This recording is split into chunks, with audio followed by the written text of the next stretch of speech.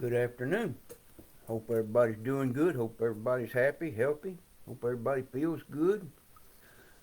Uh, Title this one, Watch What You Say, How You Say It, and Who You Say It To. You know, a lot of times we run our mouths when we shouldn't. And you can ask my wife, at times I'm the world's worst about it.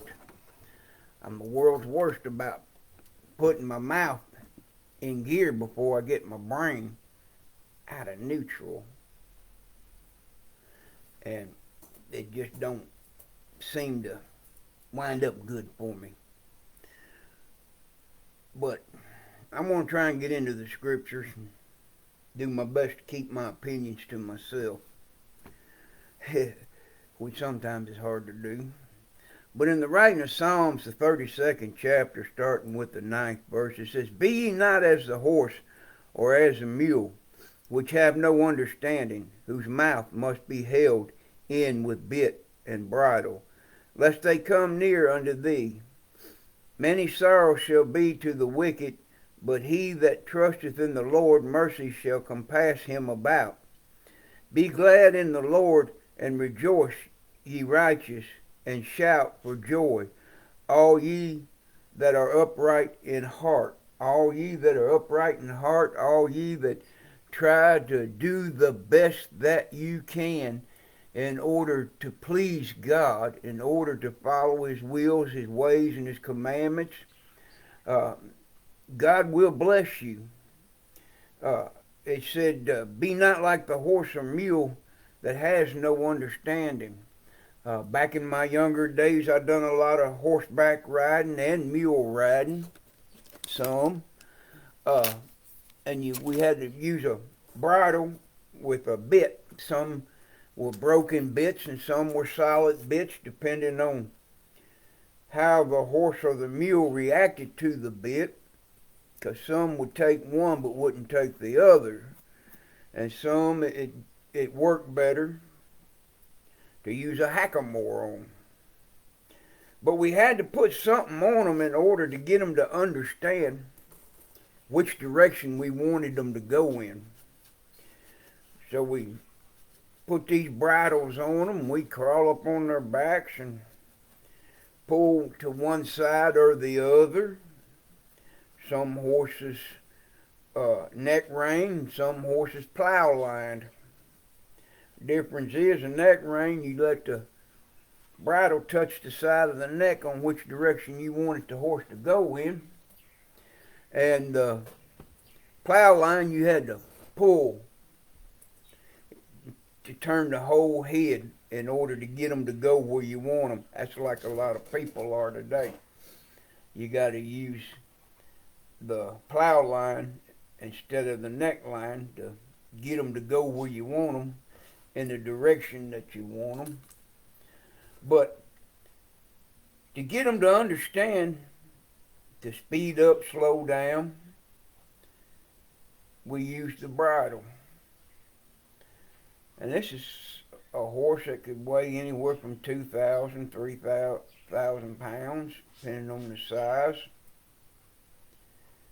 That little bitty piece of metal made a whole lot of difference.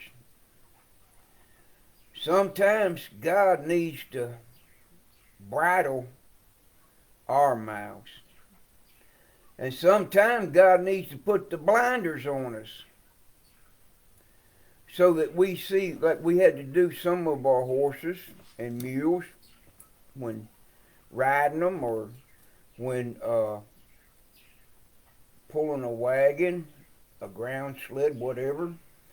Sometimes we put them blinders on where all they could see is straight in front of them. There's a lot of human beings that could use some blinders to see straight in front of them. And I don't mean it disrespectfully, by no means. But to see right in front of them, not everything that's going on from side to side, so they'll stay focused on what they're supposed to be doing. Now, with that said, I'm going to go over to the writing, if you bear with me, of James. The first chapter the 19th verse. It says, "Wherefore, my beloved brethren, let every man be swift to hear, slow to speak, and slow to wrath. For the wrath of man worketh not his righteousness of God. Wherefore lay apart all filthiness and superfluity of naughtiness, and receive with meekness the engrafted word, which is able to save your souls. Wherefore, my beloved brethren, let every man be swift to hear, slow to speak, and slow to wrath." That's a hard one, ain't it?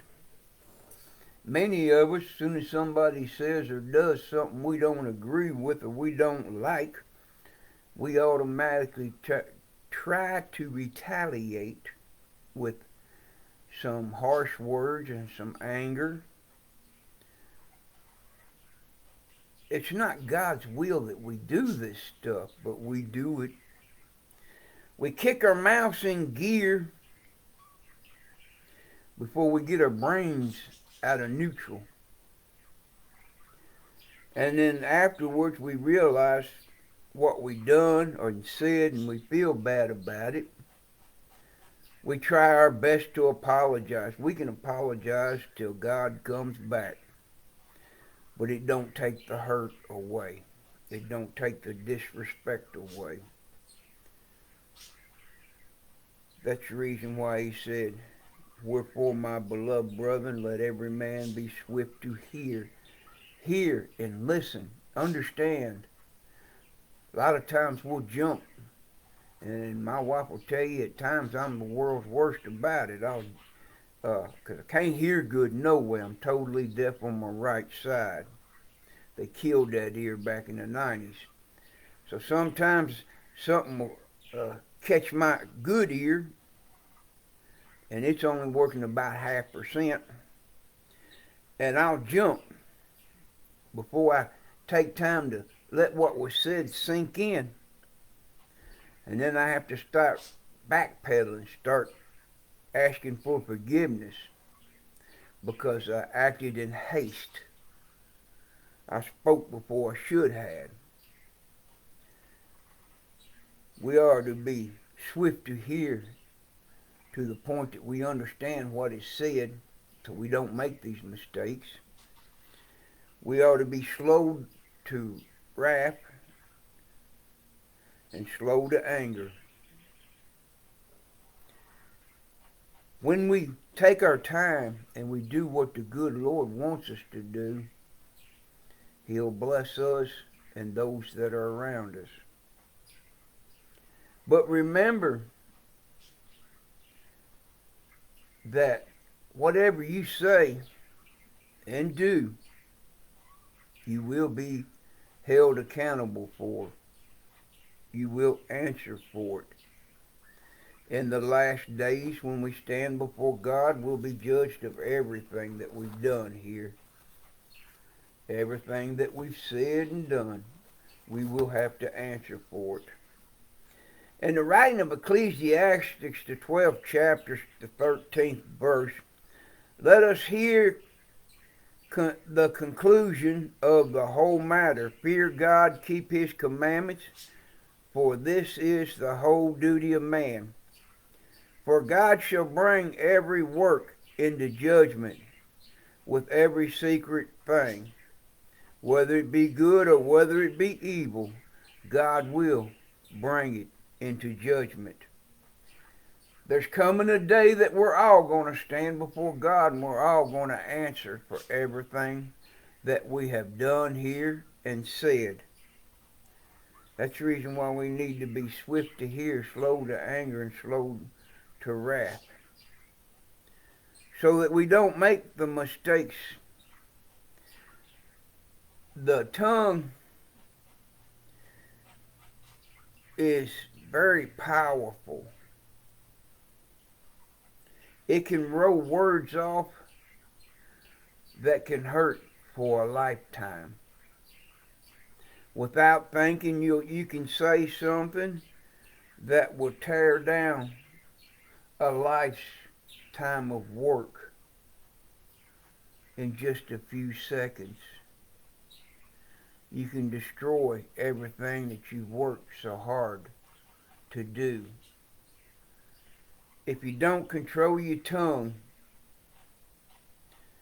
and you don't control what you say and how you say it, who you say it to and how you say it to them, you can ruin a good friendship. You can ruin a good marriage. You can tear down a lifetime of work in just a few seconds and spend the lifetime trying to rebuild it. I'm sorry, Captain, it ain't happening. It don't work that way. You know, we try our best when we realize we done wrong to apologize, but the hurt and the anger is still there. Be careful what you say, how you say it, and who you say it to, because just a couple of words misplaced in anger can tear down a lifetime of work. Destroy a lifetime of friendship. We used to put the bridles in the horse and the mule's mouths so that we could get them to go where we wanted to, get them to go at the speed we wanted them to go at, stop when we wanted them to stop, turn left, turn right, back up. That was our way to get them to understand, because without the bridle, most of them don't understand when you want them to do something and how that you want them to do it. So be not like the horse and the mule without any understanding. Be slow. Be swift to hear, slow to anger, and slow to wrath. In the writing of Matthew, the 12th chapter, the 33rd verse, either make the tree good and its fruit good, or else make the tree corrupt and its fruit corrupt.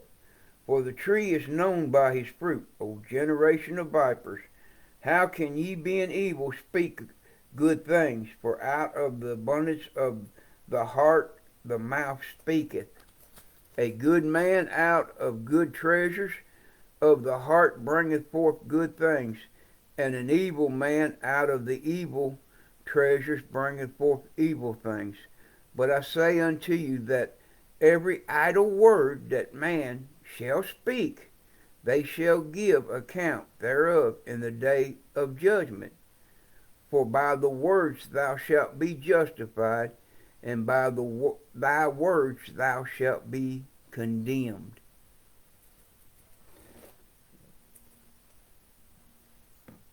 God don't bless an unruly person. God don't bless a deceitful person. God don't bless one that makes it their life's goal or life's journey to make everybody else's life miserable. I've run across several people throughout the years, and I don't mean this disrespectfully by no means, but it seems like because their life was so miserable to them that the only way they could feel good was to make somebody else feel bad about their life and their decisions that they chose to make. This is not pleasing to God. Each and every word that we speak, we stand accountable for. We that are saved by the grace of God are to be Christ-like. We are to have compassion, and we are to show compassion to those that have none and know not none. I'm not saying go along just to get along. I'm not saying drop everything. Let me see. Let me get this right now, because I don't want to mislead nobody.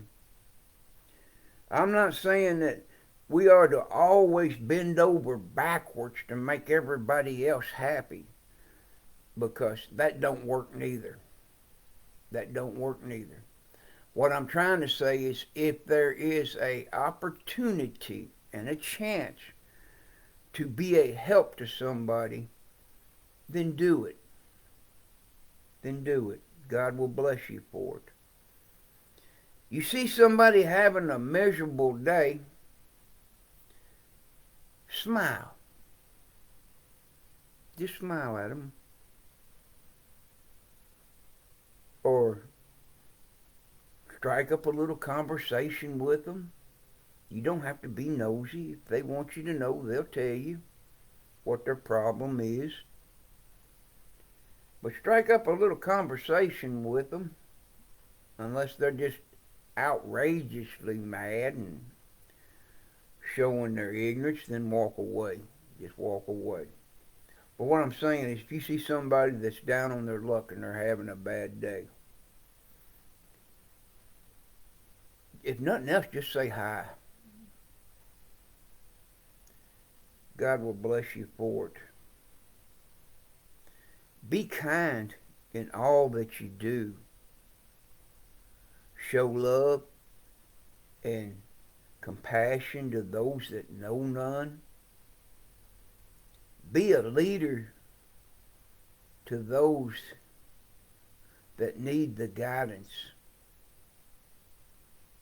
And I know sometimes it's very hard. It's very hard. Because as the old saying goes, you can lead them to water, but you can't make them drink. You can take a hog out of the mud and the myrrh, give it a bath, turn it back out, and what does it do? It goes right back to that old mud puddle and wallers all in it again. There's some people that no matter how much you try to help, you just can't help them. They keep returning back to their troubles. They keep returning back to the things that upset them. We are to be the best that we can be in order to help God. Be careful what you say, how you say it, who you say it to. Because one or two words can destroy a lifetime of work. You can tear more down in a couple of seconds than you can ever build back up in 100 lifetimes. Once you say it, it's out there. You can apologize all you want, but the hurt is already done. Be careful. My wife tells me this quite often. Be careful what you say. Be careful what you say. I'm fixing to raise that iron deficiency. Yeah, one of these days she's going to hit me in the head with that big cast iron skillet and raise my iron deficiency. And you know what? I'll probably deserve it. I hope she don't, but I'll probably deserve it knowing me. I like to pick and cut up with her. Sometimes I push it a little too far. And then sometimes I sit around and I just don't talk at all. I get in one of them belcher moods where I just ain't got nothing to say. And I don't say nothing. And she ain't quite sure how to take that. Like I said, be careful what you say, how you say it, and who you say it to. Be not like the horse and the mule without understanding. Be ye a doer, not only just a hearer of the word, but be ye a doer of the word. Try ye best to teach God's commandments, God's will, and God's ways to everybody. But don't be the type that you feel like you just got to shove it down somebody's throat. There's a lot of folks out there, and like I said, I don't mean it disrespectful by no means, but there's some out there that are so eat up with themselves that they feel like they got to be out in front of everybody else, always. That's a miserable life to live. That's a miserable life to live. I'm not trying to judge nobody, and I'm not trying to put nobody down by no means. What I'm trying to tell you is, if we take the time to let God lead, guide, teach, and direct us in all things, our lives will be so much better. May God bless each and every one of you.